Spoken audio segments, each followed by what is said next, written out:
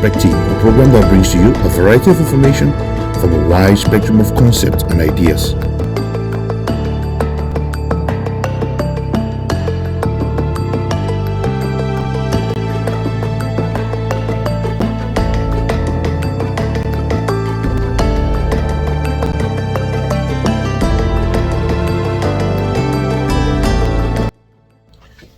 Hello, my name is Vincent, and you're watching the Perspective, a program that brings you a variety of information from a wide spectrum of concepts and ideas.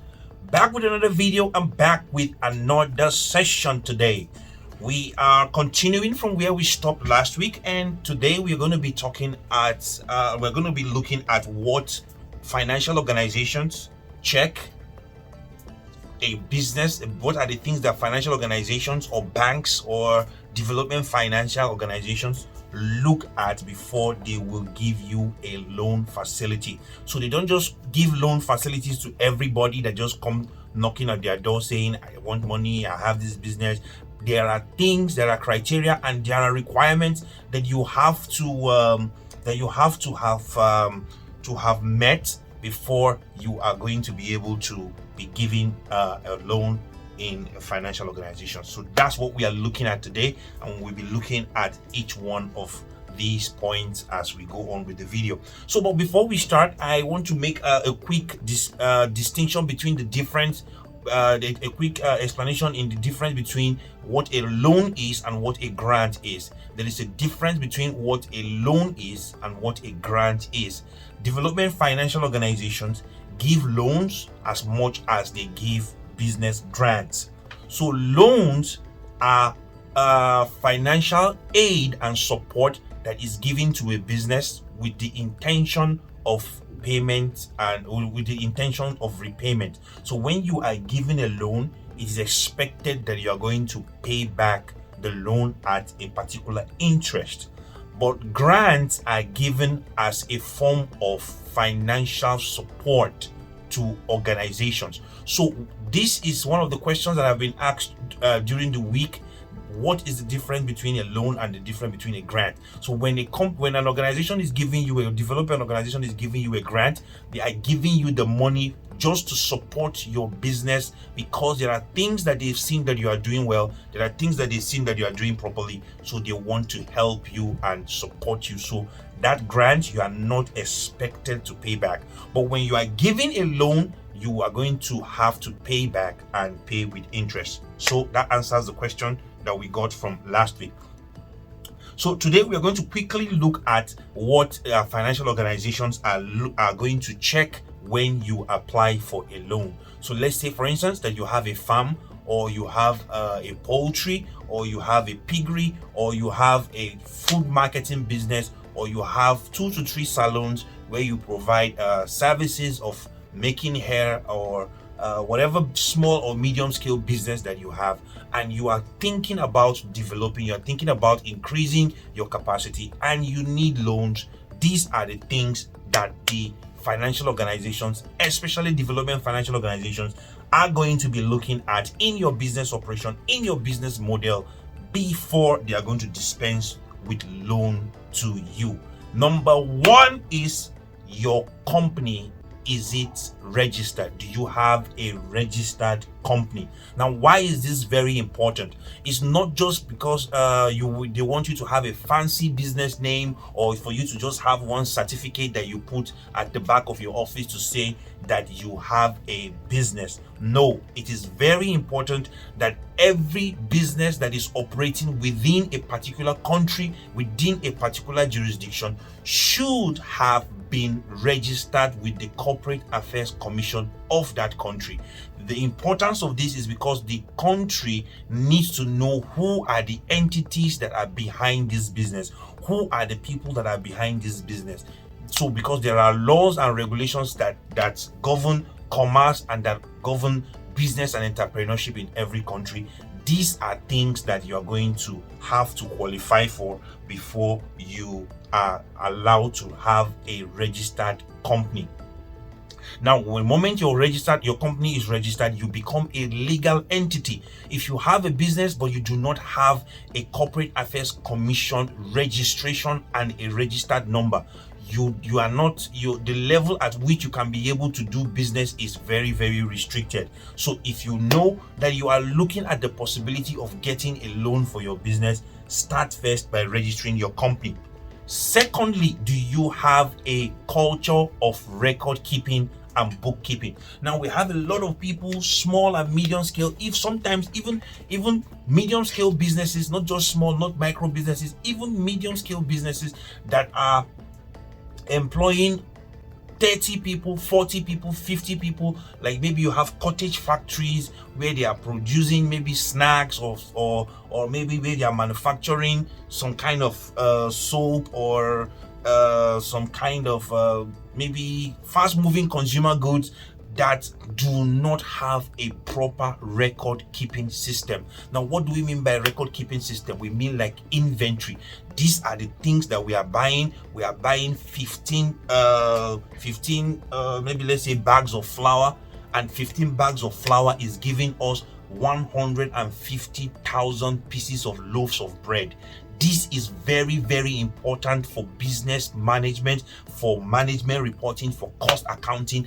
These are the things that a financial organization is going to find out if you are doing. How many catfish do you have in your pond? Do you have a record? How many poultry? How many pigs do you have in your piggery? How many let's say for instance eggs do your chicken lay in 3 months? These are the integrity of bookkeeping that is so very important, but that is so very easily neglected by small and medium scale businesses. So by the time they say, my business is not growing, I want my business to grow, so let me go to the bank, or let me go to a development financial partner, let them give me some money to add to this my business. But they tell you, show us your books. We want to see what you are doing. You do not have a record of how many eggs have been produced in this my poultry in the past 1 month, in the past 3 months. How many pigs have been given birth to in this piggery in the past 3 months, if you're into agricultural business? Or how many customers do I get to come into my restaurant to eat food every day? Do you have a record? Do you keep record of your sales? Do you have a record of your business? This is very, very important without any need to overflog the issue. This is something that organizations are going to ask you for. Show us your records. Now, secondly, again, financial organizations will definitely ask you to show them your balance sheet. What is your balance sheet? Your balance sheet is your income and loss statement. What is the income and loss statement? This is how much we spent in this company. This is how much we are making, and this is how much is our profit. This also goes with cash flow.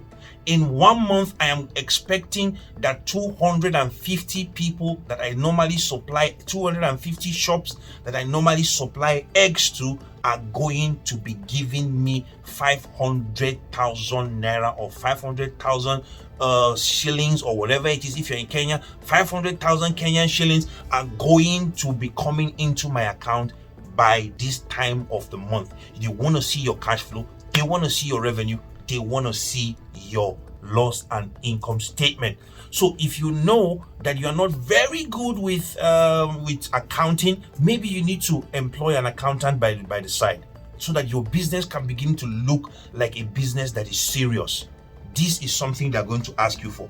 So they are also going to ask you, what is your track record of your level of responsibility of how you have been able to manage loans. Now, this is what we call a credit score or a credit check bureau. If you come to an organization and you tell them, I need 250 million naira or 250 million Kenyan shillings for me to put into my farm, because I'm expecting that my wheat farm is going to increase and I'm expecting to be able to make a bumper harvest, they are going to ask you, have you collected loans from an organization before? If you have, what was the level of the responsibility that you put in place in order to be able to pay back the loans that you have and in that you've collected in the past? Now, lastly, or maybe to culminate this session, we are going to ask you, what is the collateral that you have that they can be able to fall back to in case the business did not go well. Now, what is a collateral? A collateral is form of like an asset, maybe a landed asset, an equipment, or something that you have that is the worth of money. Something that you have that is valuable, something of value, like your land, like your farm, like your machineries, your equipment, that you have that the bank can fall back on and say, in case you are not able to pay us, this is what we want to use to recoup back the money that we have. Now you have to understand that these banks are giving you this money. The money is not their own in the first place. This money was given to them by depositors for them to do business and also make interest and pay back to the depositors. So the banks are not just giving out money, because I, over time, for my over more than 13 years of experience in the financial sector, I have met with people who have asked me, why is it that the banks are not giving out loans? Why is it that they are not helping small and medium scale businesses?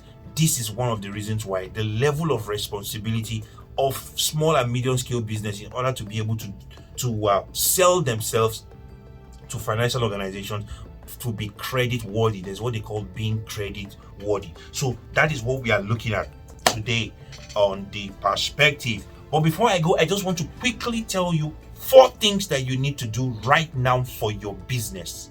Number 1, assess your business. Sit down and do a stock keeping of your business. What level is my business is in right now? What are my processes? What are my operations? And what are the areas in which I can be able to look at this business and improve it? If you know you do not have a culture of record keeping, somebody will just come and tell you, fuel has finished, we need to buy diesel, and you just keep dispensing money. You, at the end of the day or the end of the month, you cannot be able to say, this is how much was spent in this organization, this is how much came in, and this is how much profit we are making. You cannot access financial support from financial institutions. That's number 1. Number 2, if you know that your company is not registered right now, go to the Corporate Affairs Commission of your country and register your organization. And like I said, start a bookkeeping regimen. Accept the diagnosis of your situation. When you look at your business, do not be quick to say, and you find that there are areas that you need to improve upon. Do not fight that back. Do not fight it back. Do not be so emotional. I know you started this business and you're so emotionally attached to the business. Do not fight back the diagnosis. Be truthful to yourself. If it means you want someone else to even come and do it for you, because most times people don't seem to see their mistakes. If you need to call somebody out, somebody from outside and say, this is my business, come look at it. What are the areas that you feel as if I can bring improvement to my business? It will be very important. And when you get the report, do not shy back. It's just like you've gone to the hospital and the diagnosis has been given to you. Do not say, okay, no, it's not true, I do not have this disease. Accept the diagnosis, but quickly begin to do and put corrective measures into making sure that processes are put in place to improve your business. And then accept new information. Like this information that we are bringing in the perspective, like we say, a perspective is a program that brings to you a variety of information from a wide spectrum of concepts and ideas. Accept new information. Go out there, get a book that has to do with business strategy. Get a book and read it, or go for a business class and learn something new about your business. Increase your financial intelligence. Go and meet an accountant. Sit down with the person. Come and help me put structure in place in my business so that I can be able to access. Because like I keep telling people, the problem in Africa is not a problem of liquidity. There is liquidity in Africa. And when I say liquidity, I mean there is so much money in the hand of the organizations, in the hand of the banks, in the hand of the development financial organizations. But the problem is they are afraid of giving money to small, medium scale businesses because of business culture. We are not sure, and also corporate governance. We are not sure that if this money goes out of our hands, if it will come back to us and come back with interest. So improve your financial intelligence. Make friends with an accountant. Call an accountant. call a business developer, look at your business and see areas that you can be able to improve in your business. Like I always say, this is the point I say I'm going to drop my email address. I have received some phone calls, I've received some emails from some people, and we are already working with them to see how we can be able to improve their business process. So if you know you want me to help you look at your business, send me an email, and my email will be in the link and the bio in the description of this video. Visit African Development Bank. I always call myself the mouthpiece of Africa Development Bank. Visit their website, find out, do I qualify for a grant? Do I qualify for a loan? Start somewhere.